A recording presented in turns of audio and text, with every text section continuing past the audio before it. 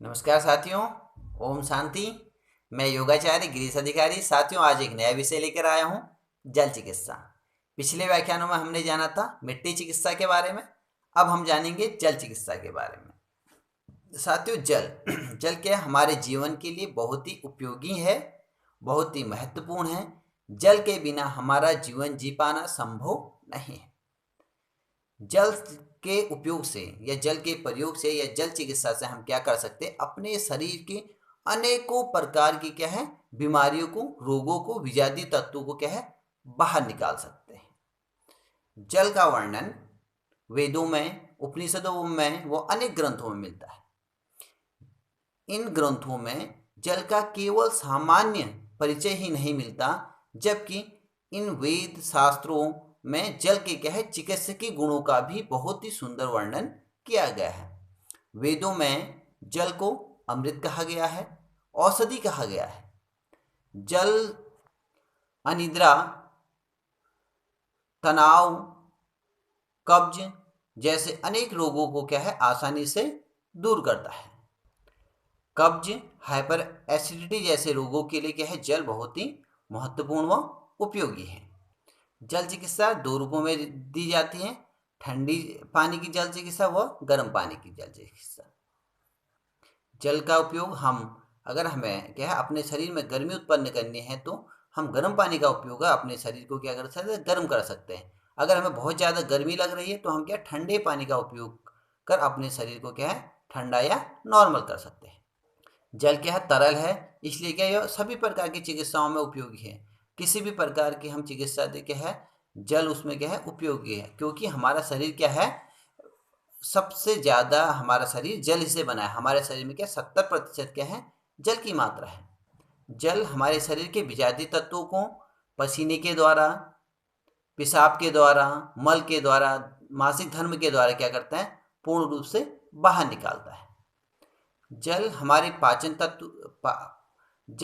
पाचन तंत्र को क्या करता है स्वस्थ रखे रहता है। जितने भी प्रकार के विषादी तत्व हमारे पाचन तंत्र में उत्पन्न होते हैं, जल के नियमित अभ्यास से जल को नियमित ग्रहण करने से क्या होता है हमारे पाचन तंत्र के जितने भी विषादी तत्व हैं वो क्या होते हैं पूर्ण रूप से समाप्त हो जाते हैं।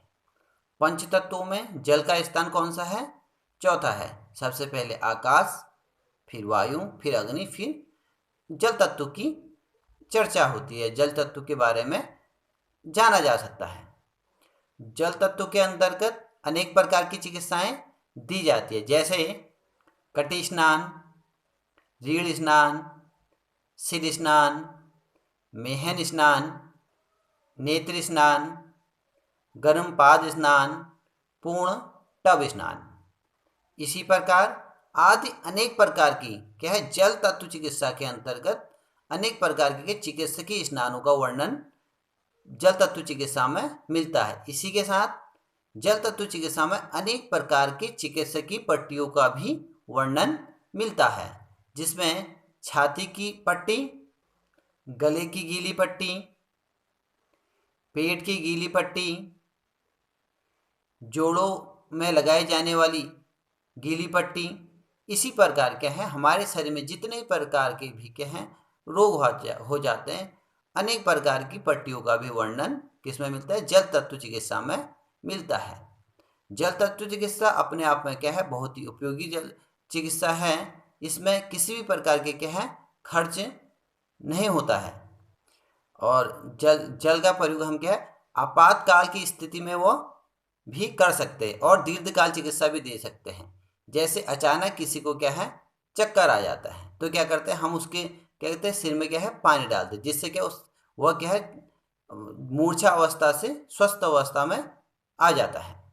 अगर किसी का अचानक से क्या है रक्तचाप क्या है घट गया है तो हम अगर तुरंत उसके क्या है मुंह पे पानी की छपकियां मारेंगे तो क्या होगा उसका क्या है रक्तचाप क्या है बढ़ने लगेगा। अचानक से शरीर में पानी डालने पर क्या हमारे हृदय की भी क्या है कार्य क्षमता क्या है बढ़ जाती है। इसी प्रकार जल का क्या है दीर्घकालीन प्रयोग भी किया जाता है। अगर किसी का क्या है बीपी बढ़ा हुआ है, अगर हम उसको दीर्घकाल तक क्या है दीर्घकालीन क्या है जल चिकित्सा देते हैं तो क्या है उसका क्या है बीपी नॉर्मल हो जाता है। दीर्घकालीन जल चिकित्सा हमारे शरीर के क्या है रक्त कोशों को क्या खोलने का कार्य करती है। जल 3 प्रकार का बताया जाता है, मृदु जल, स्थायी जल और अस्थायी जल। जो मृदु जल होता है वो क्या हमारे स्वास्थ्य के लिए हानिकारक होता है।